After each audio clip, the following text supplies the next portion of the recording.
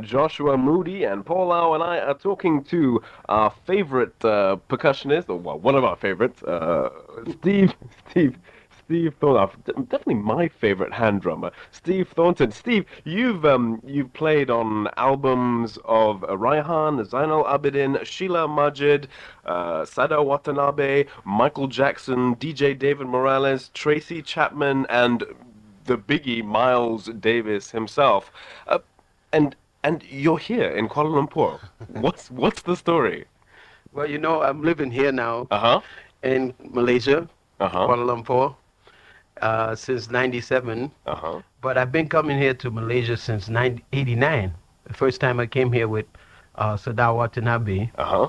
And actually, I didn't know much about Malaysia at all. Uh-huh. What were your preconceptions? I thought it would be like Thailand or Singapore, Uh-huh. or from what I heard. Right. And when I came here, it was my first time here, and also in Singapore and Thailand, and Hong Kong also during that tour. But I was really surprised when I came here, and there's many English-speaking people here in Malaysia. I didn't know anybody in Asia spoke English, man. So anyway, I felt so comfortable. I could watch TV, and at that time, I think maybe about 3 channels you had, or Uh-huh. 2, and but it was still good. It was refreshing because in everywhere else in Japan and everywhere else, Uh-huh. you didn't have much English TV and stuff like that. Where- And the radio station. Where are you But- from originally? I'm from New York Uh-huh. originally. Where in New Grew York? up in Brooklyn. In Brooklyn. Yeah, man, where Mike Tyson comes from, Riddick Bowe and all them tough guys. Anyway, it's a bit tough, man. So at what point did you fall in love with Malaysia? And 1989. You fell in love with a particular Malaysian. Yes, and we kept in contact for several years. In 1991, as I came here, she actually helped me to come here for Rita, my wife. So she asked me for my bio, Mm-hmm. and at that time I think it was RAP who was looking for a percussionist Mhm. to come here and perform with Sheila Majid during the Legenda tour. Right. So that was my time to come back. Actually, I fell in love with Malaysia the first time I came here. Uh-huh. Not 1991, but, I was looking forward to coming back here after '89, the first trip with Sadao. Like, I was very surprised. I met Lewis at that time also. Lewis Pragasam was a fantastic drummer. He's been on our show before. He's Great one of guy. the best drummers I ever worked with, man, I must tell you. Wow. I always look forward to playing with him because we always have so much fun. We never know what we're going to do, and we don't have to know what we're going to do because we know we're going to do something and it's going to be happening. So anyway, I always look forward to playing with him. So anyway, it was my wife actually, who took me to the club that at the time was called the Riverbank. Uh-huh. In Central Market, was That's it? exactly where it was. Right. And the place was burning, man. The place was full. A lot of people were in there, and I heard this great music coming from Lewis Pragasam. And at that time, he had John Neptune playing with him, playing the flutes, bamboo flutes. Right. And that's the first time I heard an Asia beat. Uh-huh.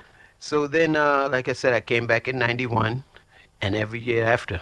And you have a new daughter now. Yeah. Congratulations. Yes, Sabrina. So now Sabrina's the youngest. Then Uh-huh. there's Hakim and Suraya, and they're all born here in Malaysia. Wow. So You have ties. I have ties, Major ties. major ties, and major responsibility. Okay. Before we play Alicia's Attic, you've got 3 instruments in front of you. Describe them. What are they? Well, these are the instruments, some of the instruments which I now teach. I have a class here in Kuala Lumpur Mm-hmm. at Bentley's Music, Bukit Bintang, across from KL Plaza, Mm-hmm. every Saturday. Mm-hmm. I think you come once, right? I came once, yeah. Yeah, Paul came once. And I have about 15 to 20 students Mhm. usually coming every Saturday from 3:30 to 5:30. We have 2-hour class there. Mhm. So I teach congas, Latin percussion, Mhm. the congas, and bongos. You got three different I got congas. my bongos. I got my congas. We're all set. We'll have more with Steve Thornton right after this. Alicia's Attic. I feel. Joshua Moody and Paul Lau and I are talking to Steve Thornton, percussionist extraordinaire. Steve, you played with everyone from Raihan and Daniel Abedin and Sheila Majid to Tracy Chapman and Miles Davis. I'm going to ask you the obligatory Miles Davis question. What was Miles like? Well, we were just discussing when I was on tour with Miles. Miles would tape everything. We record everything. He would record the rehearsals, and I tell you, there's several stories I can tell you right now. I'll try to make it short. There was one time we were rehearsing for the album You're Under Arrest, live album. And the great guitarist player, John Scofield, he wrote a song. He brought it into the rehearsal. And, he had just learned. He's still learning the song, even though he wrote it. He had everything there, the music, everything. So anyway, while John was playing, Miles was taping the rehearsal. And now John played something that he didn't write. And he didn't hear what he played. Right. He played something backwards, or he messed up the line that he had wrote. And then when he corrected it, Miles said, "That ain't what you just played." And he said, "Roll the tape back. Now learn that part." Wow. You know what I mean? So John, John Scofield was saying, "No, I played the part wrong." Miles said, "That's okay. I want the part you played." And the mistake that he made that Miles heard, he had to listen back to the tape and learn the part. So Miles had that ear. He had that ear, man. He had it, incredible. And he's listened, he was always listening to the tapes. On stage, what was he like? He would listen. There was one stage situation when we was on stage, where we sometimes use sequencer. And there was one song we were doing time after time, which we recorded on that album, You're Under Arrest. That Cyndi Lauper tune. Yeah. Time after time. Yeah, and Miles did a great version of that song. And they used to play it all the time in New York on the CD 101, one of these the radio stations there that played all contemporary jazz. So anyway, we played that song, and we had a sequencer, the keyboard player Bobby Irvin at that time. He had programmed some parts that we would play along with, so that the sound of Miles' band at that time would sound like twice as big as it was. Anyway, he messed up with the sequencer one night. And the song, you know how it is. It's like dun dun dun dun. Yeah. So somehow, man, the sequencer was like dun dun dun dun dun, and I thought Miles would stop and say, "Okay, let's start again."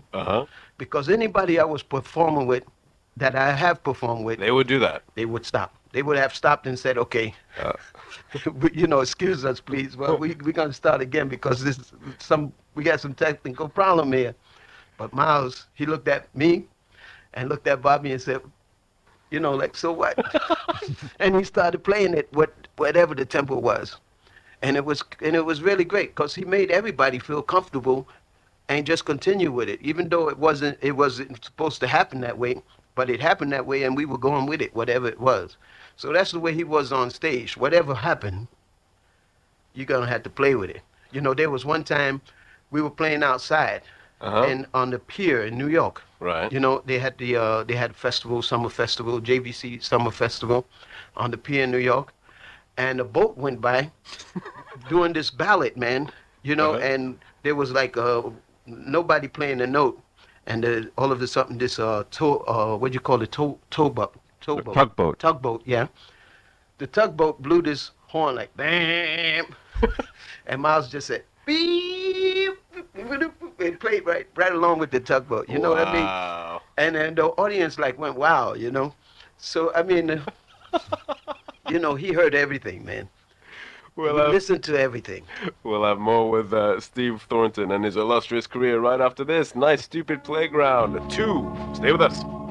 This hour, our Hotels Not in California giveaway is giving away a complimentary 2 days, 1 night weekend stay in an executive room courtesy of Sheraton Imperial Kuala Lumpur. Stay tuned for the cue to call when you hear it. If you're the 7th caller through, you will win. We are with Steve Thornton, percussionist extraordinaire. Sorry we're going to be shameless fans here, but more Miles Davis stories, please. You played with him for 4 years. Okay, now I'm gonna tell you the story. Like I was saying before, Miles loved to listen to what we had what we had performed in the rehearsals and stuff like that. Got it all down on tape. Yeah, and actually, he used to give everybody, if we wanted tapes, we would get tapes. I have in my room a lot of cassette tapes of shows that we've done. Wow. A lot of them. Because he would give us tapes, we could make copies of them and keep them and listen to them and stuff like that. You could make money selling those. No, I wouldn't. I actually, it's even hard to make copies of them. It's like I can sit down and go back into that. It's a bit difficult sometimes. But I remember one night we were playing in Barcelona, Spain, and we were, in Europe you have a lot of festivals. And during the summer, and Spain and France and Germany and Vienna, everywhere. So anyway, we finished this festival quite late, about 2:30 in the morning, something like that. We finished performing, and after the show, we go out, and me and a couple of guys, we had dinner and everything. Late dinner, I get back to my room, maybe went to sleep about 4 or 5 in the morning, 6 like that. And then all of a sudden, somebody ring my phone about 7 o'clock in the morning. And I pick up the phone, and I hear the timbales. Ba-dam, bam, bam, boom, boom, boom, bam, bam, ba-dam, boom, boom, boom. I said, wow. I thought somebody playing a trick on me. Then I hear this voice. Hey, man, you hear that? Man, you hear that? You were playing your butt off last night, man. Miles, he didn't say it quite like that, but, and then he said, listen some more. And he put the phone back to the speaker of the cassette, and I can hear the showman and the timbale solo, and he's listening over and over to my percussion solo last night, the night before. And then he said, man, that was happening, man. Now order me some breakfast. We're in Spain, and I spoke a little Spanish, so he asked me to call downstairs and get him breakfast after that, right? He was very funny, man. He would always shop too, man. He liked to buy stuff. He liked to buy. Yeah, he was a snappy dresser, was he not? Snappy dresser, man. I still have these red slippers he bought for me for my birthday one of the tours. Miles Davis bought you red slippers. Yeah, man. And he would, bright colors. He was into bright colors, man. And I remember we in Japan, man, and he had like maybe 5 big boxes of shoes he bought, from every store in Japan, But he was very sharp, man. Very sharp guy, man.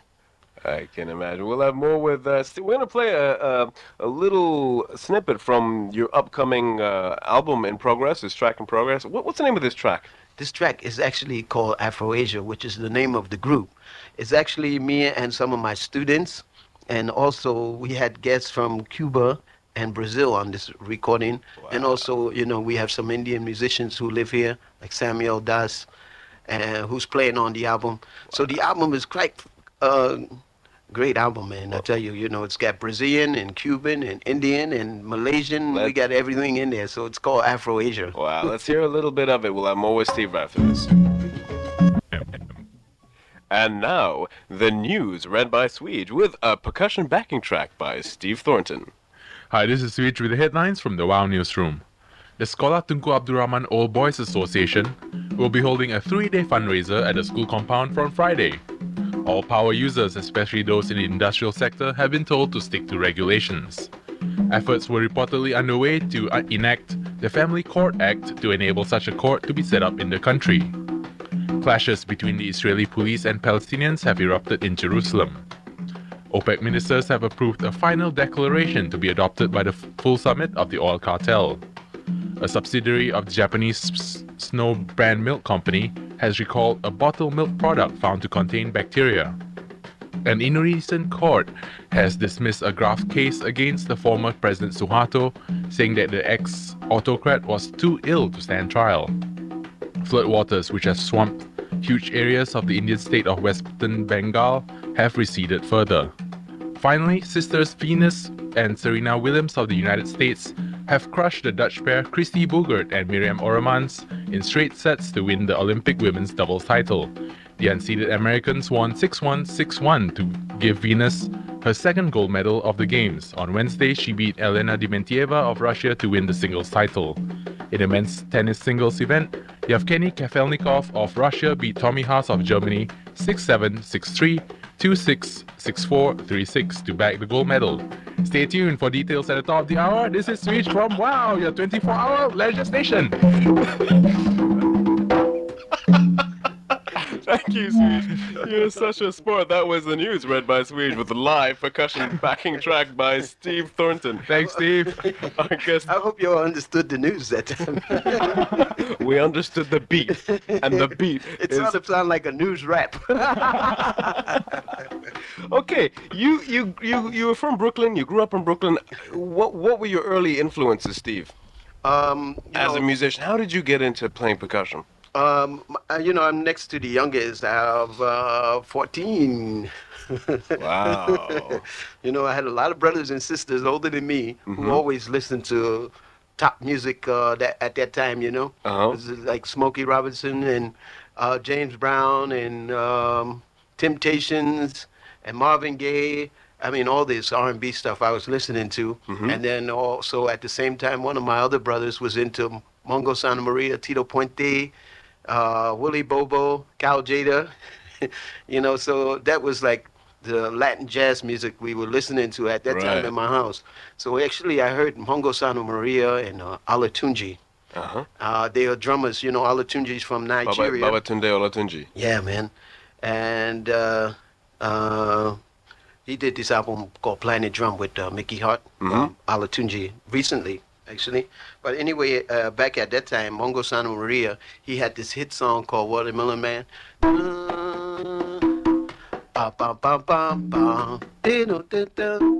Yeah.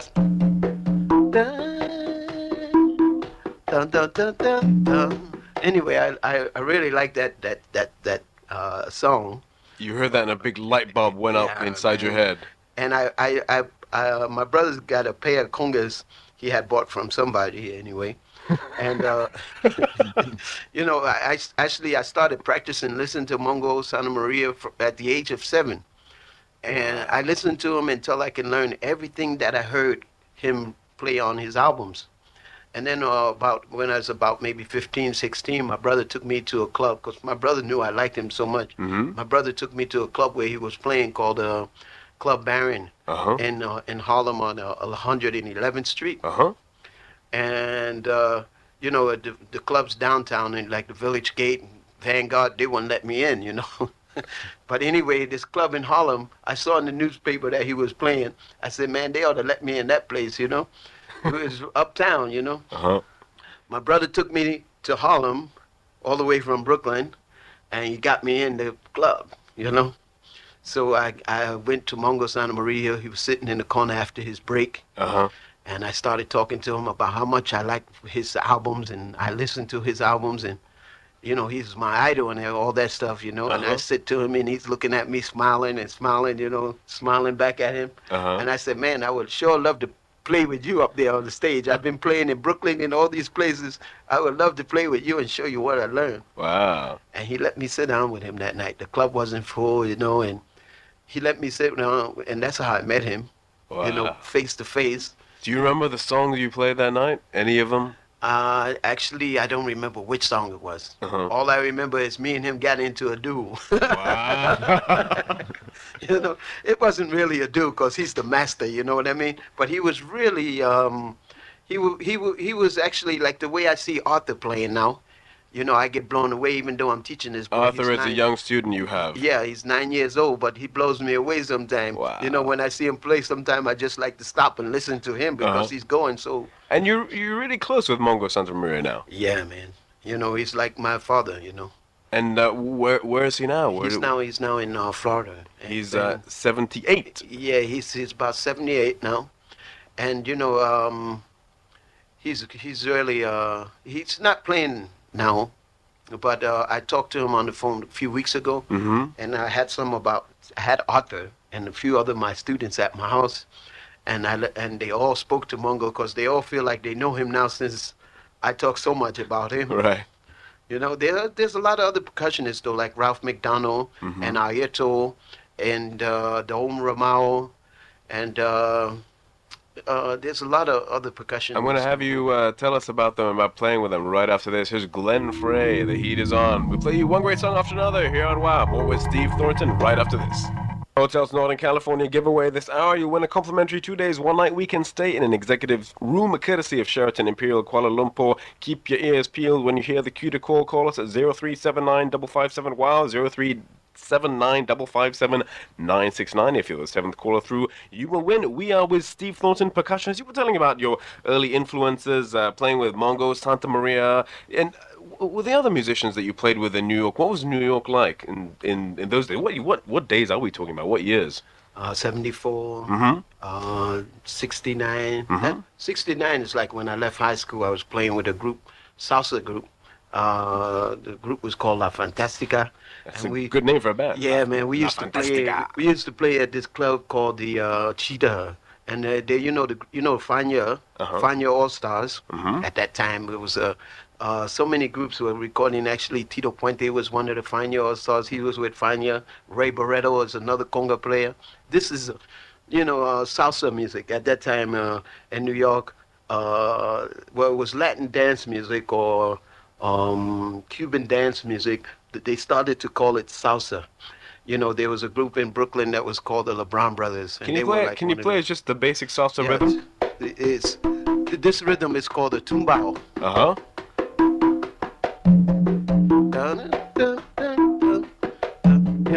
Oye como va, mirimo bueno va goza, mulato, oye como va, mirimo bueno va goza. So this was the sort of music. Anyway, this was like Tito Puente's mambo.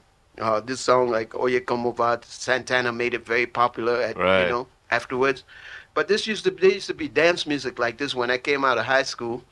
I used to go to clubs every weekend and listen to this Tito Puente and Ray Barreto and the Fania All Stars and this group I was playing with, La Fantastica. We used to play from Brooklyn or Boston and Connecticut and Philadelphia and Washington, D.C. We would go back and forth every weekend playing weddings and stuff like that.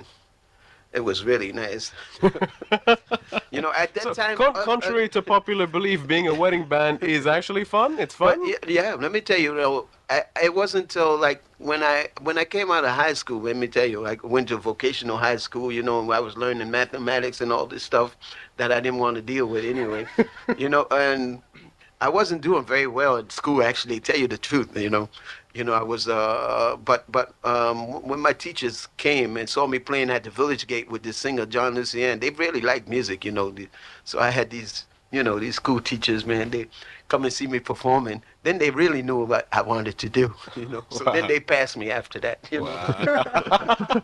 Let's skip ahead a few years to your work with Raihan, who I am told, somebody correct me if I'm wrong, the biggest selling act in Malaysia. Their second album, they went to London to record with Yusuf Islam, who used to be known as Cat Stevens. What was that like? Actually, we went during the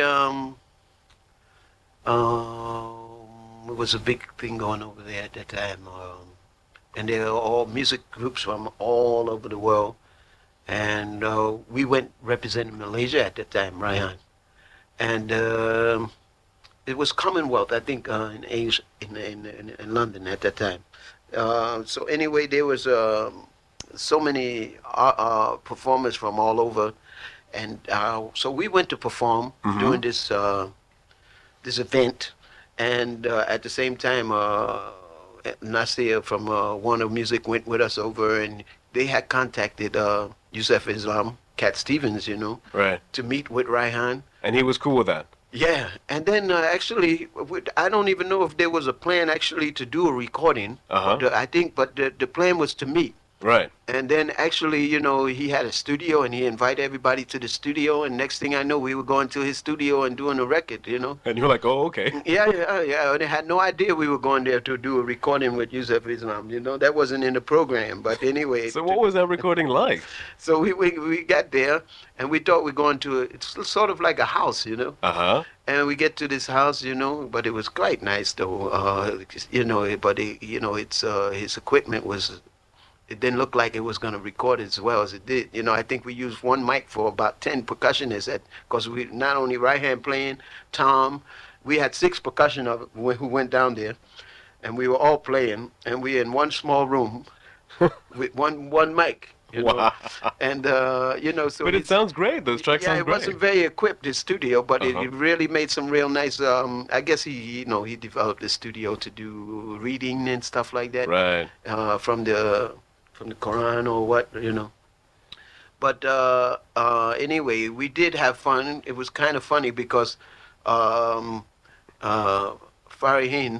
who's the producer for Raihan, you know, he was walking around trying to videotape everything he can. Uh-huh. You know, when he's supposed to be paying attention to Yusuf Islam and what he was talking about in the song. Right. So Yusuf Islam was getting a little mad. You know? You can see it. You know, he kept telling him, "Put down the camera." You know, put down. So anyway, I told Farihin, "Give me the camera, man. Let me videotape." You know, and then everything kind of went smoothly. You know? Camera in the right hands. What was he like to work with as a person? Actually, he's very nice. He's got the sweetest voice. And he's a very creative person. I think he's always working. You know, he's always working on stuff. He sent some tapes. Actually, I heard some stuff Farihin play for me that he had sent for the 3rd album when they were recording. Wow. But I'm sure in the future they're going to be doing some more stuff. We'll look forward to that. Well, I'm more with Steve Thornton right after this. Here's Supergrass. All right. Percussionist Steve Thornton. Steve, in your time in Asia, have you really gotten into Southeast Asian drumming? Has it influenced you? You know, I haven't gotten into it as much as I want to learn from it, because there's a lot of rhythms, like you have Jagat, Inang, and Jaipong. You know, Indonesia also, some of the rhythms also here in Malaysia. Now, do you see similarities between rhythms here and like the Latin Afro, like Latin tradition? Yeah, there is actually. This rhythm is called, which I record with Raihan. This one.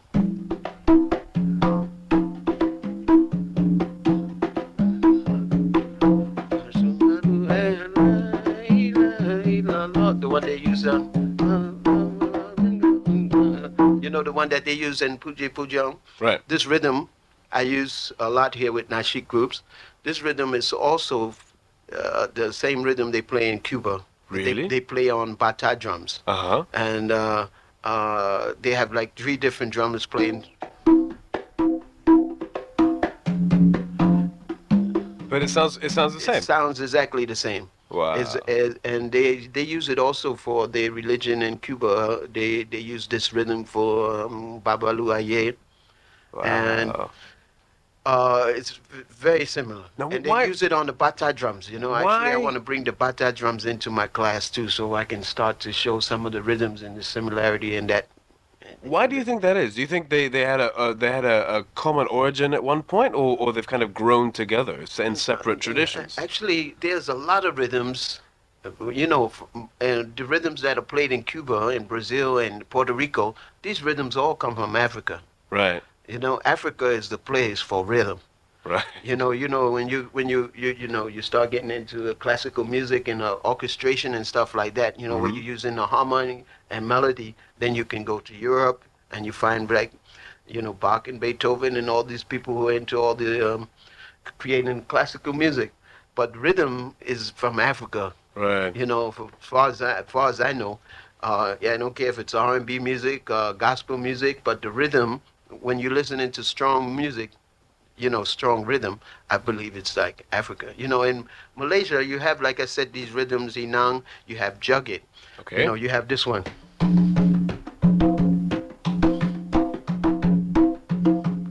very popular in Johor. You know, the jugget. And that rhythm is you find that anywhere in Africa, in Cuba, you find all hand drummers. You know, we call it 6/8.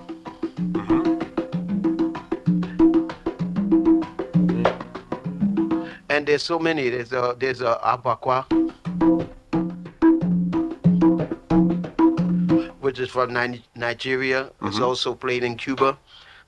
So a lot of, and also in Puerto Rico and Brazil and Cuba, they have a lot of similarities also in their rhythms. Yeah. But they have different names for them. Right. You know, like there's one rhythm in Puerto Rico.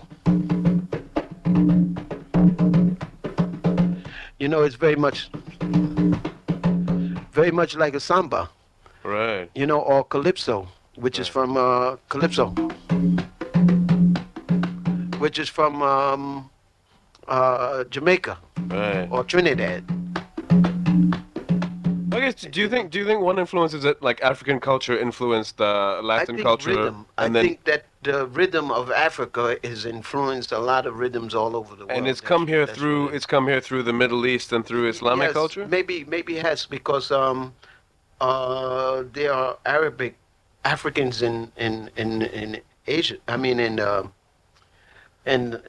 North Africa. Yeah, North Africa. They play drums and they pray to Islam. I mean, they do. You know, they are Islamic. There's Muslims, Right. and they play drums. Right. You know what I mean? Cool theories. Cool theories developed on the spot here on the Very Moody Show. We'll have more with Steve Thornton right after this. I am Joshua Moody, and I'm talking to Steve Thornton, ace percussionist. Steve, what can we expect from you next? Right now, I'm going to just play. Okay, play something.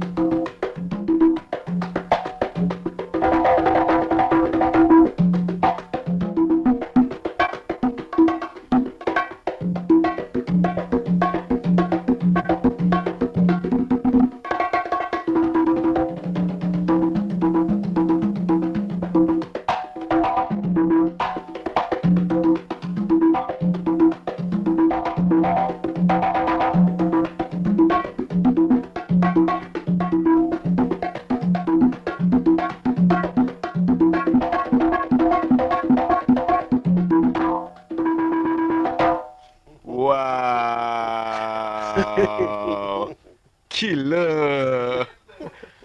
So what's your next project? Where can we hear you play next live? On the 29th, I'll be performing during the Rentak Asia Festival. Mm-hmm. What did I say? The 29th? You said it's the 20th, No, it's 21st. the 20th and 21st. Mm-hmm. That's when I'll be performing. Mm-hmm. Rentak Asia. And between now and then, you're traveling all over the world. Yeah, I'll be leaving on Tuesday to Canada, and then after that to Europe. I'll be back on the 19th, just in time for Rentak Asia. Well, we look forward to catching you live. Thank you so much for coming in. Yeah, you're welcome. we hope you'll come back and play some more. Yeah, okay. I sure would like to.